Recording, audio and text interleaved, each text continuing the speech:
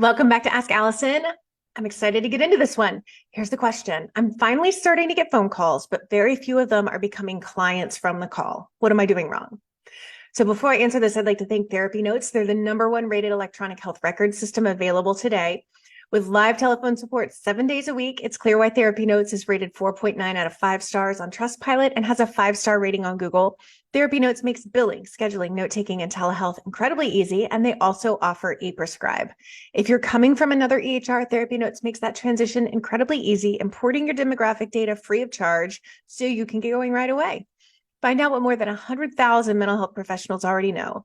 Use promo code ABUNDANT at therapynotes.com for 2 free months. So first, congrats on the fact that the phone is ringing. That means that something in your marketing is working.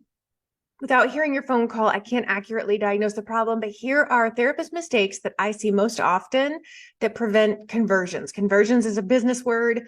We're not trying to convert anybody to what we believe, but sometimes I get a question when I use that word. Conversion means they go from a phone call to a client.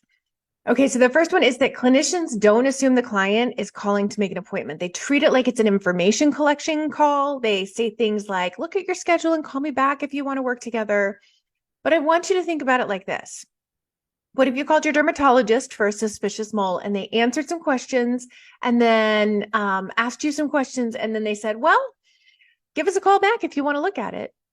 Like, our clients need things to be easy. They don't need an unnecessary step in the process. Clinicians make the phone call about selling themselves is number 2. So if I call you up because I'm struggling and you ramble on and on about your trainings and your certifications, I assume you're going to take up a lot of space in my session too. I'm also probably going to assume you're full of yourself. The third mistake I see is clinicians not asking about the client, just charging forward with available times and dates without seeming to care about what the client is struggling with. And it makes the client feel like a part of a machine. They don't feel like they're being seen. Number 4 is being distracted when they're on the phone with potential clients. So don't call people back in the car or at a restaurant or with your kids screaming in the background. Treat calling people back like the legitimate business interaction that it is that requires your attention. Number 5 is calling people back too late. If someone has a list of referrals and they call them one after another, then they may have already scheduled with someone by the time you return their message. And that is not about you.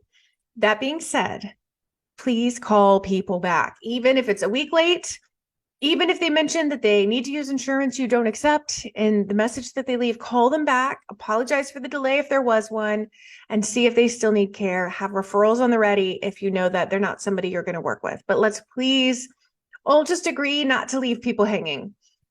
The 6th and final mistake that I see when people are not successful in getting clients in their books after they're calling is clients winging the conversation. There's a certain amount of flexibility that these phone calls need.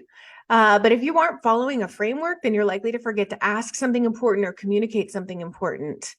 Today's free worksheet is the script for first phone calls. We have some offshoot scripts for them in the Abundance Party and the What to Say When course. But this is the basic script that has worked for literally thousands of therapists and has filled my practice and group practice since 2005. So make sure you hit the link to get that. And if you have any questions for me for Ask Allison, I'd love to hear them. Go to the link in my bio and you can ask there too. Great. Have a great day.